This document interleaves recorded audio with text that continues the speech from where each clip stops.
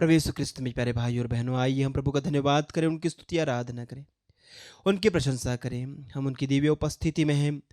उनकी उपस्थिति का अनुभव कीजिए और उनके वचनों को सुनने के लिए अपने आप को तैयार कीजिए। अपने दिलों को खोलें, अपने मन को खोलें, सब प्रकार के भटकाव से अपने को दूर रखें और प्रभु के दिव्य वचनों के ऊपर ध्यान दें। आज हम मनन चिंतन करेंगे संत मत्ती का सुसमाचार अध्याय 23 वचन 23 से लेकर 26 तक। ढोंगी शास्त्रियों और फरीसियों, धिक्कार तुम लोगों को! तुम पुदीने, सौंफ और जीरे का दशमांश तो देते हो, किंतु न्याय, दया और ईमानदारी संहिता की मुख्य बातों की उपेक्षा करते हो। इन्हें करते रहना और इनकी भी उपेक्षा नहीं करना तुम्हारे लिए उचित था। अंधे नेताओं, तुम मच्छर छानते हो किंतु ऊंट निगल जाते हो। ढोंगी शास्त्रियों और फरीसियों, धिक्कार तुम लोगों को! तुम प्याले और थाली को बाहर से तो मांजते हो, किंतु भीतर से लूट और असंयम से भरे हुए हो। अंधे फरीसी, पहले भीतर से प्याले को साफ कर लो, जिससे वह बाहर से भी साफ हो जाए।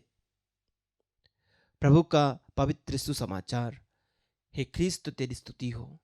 प्यारे साथियों, संत मत्ती के सुसमाचार अध्याय 23 में हम प्रभु यीशु को, उन तमाम व्यक्तियों को फटकारते हुए पाते हैं जो दोहरा मापदंड अपनाते हैं, जो दोहरी जिंदगी जीते हैं, जो खुद को बहुत बड़े धार्मिक मानते हैं, जो लोगों के सामने धार्मिकता का दिखावा करते हैं, जो पाखंडी हैं, जो ढोंगी हैं। प्रभु कहते हैं दिखावे की जिंदगी से कोई फायदा नहीं, दिखावे के व्यवहार से कुछ लाभ नहीं है। प्यारे साथियों, आप लोगों ने सुना होगा कि इस दुनिया में जो दिखता है वो बिकता है। इस दुनिया में जो दिखता है वो बिकता है, ऐसा कहा जाता है। ये इस दुनिया के उसूल हैं, ये इस दुनिया के मापदंड हैं। लेकिन स्वर्ग के मापदंड, प्यारे साथियों, जो दिखता है वो बिकता है वाले नहीं है। स्वर्ग राज्य में जो दिखता है वो नहीं बिकता। प्यारे साथियों, ईश्वर के लिए जो दिखता है वो नहीं, लेकिन जो नहीं दिखता, जो बाहरी रूप से नहीं दिखता, वो ज्यादा मायने रखता है। सामुएल का पहला ग्रंथ अध्याय 16 के वचन 7 में हम पढ़ते हैं साथियों, परंतु ईश्वर ने सामुएल से कहा, उसके रंग रूप और लंबे कद का ध्यान न रखो, मैं उसे नहीं चाहता। प्रभु मनुष्य की तरह विचार नहीं करता। मनुष्य तो बाहरी रंग रूप देखता है, किंतु प्रभु हृदय देखता है। हालेलुया। प्रभु हृदय देखता है, प्रभु बाहरी रंग रूप नहीं देखता। तुम बाहरी दिखावे करते हो, प्रभु को वो दिखावों से कोई मतलब नहीं। प्रभु मेरा हृदय देखता है। मेरे हृदय में क्या है? बाहरी रूप से मैं मीठी मीठी बातें कर सकता हूं, बाहरी रूप से मैं चापलूसी कर सकता हूं, मैं किसी के प्रति बहुत अच्छा व्यवहार दिखा सकता हूं, लेकिन मेरे अंदर से मैं क्या हूं?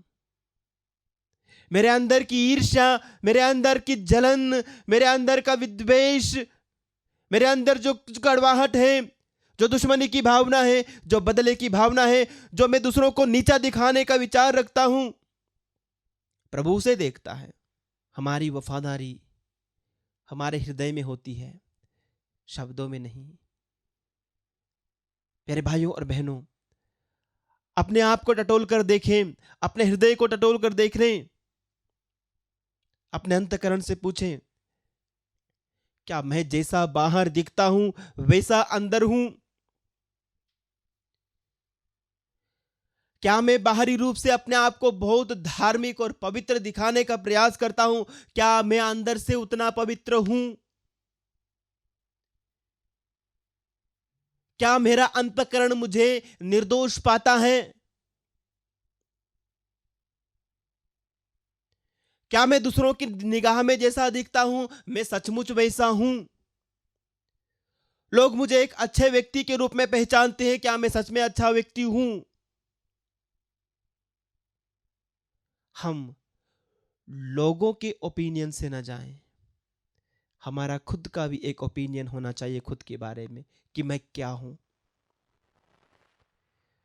हम ढोंगी, शास्त्री, फरीसी ना बने, जो छोटी छोटी जो अच्छी बातें हैं, न्याय की बातें हैं, भलाई की बातें हैं, उनको नजरअंदाज करते हैं और बाहरी रूप से बहुत बड़ा बड़ा दिखाने का प्रयास करते हैं।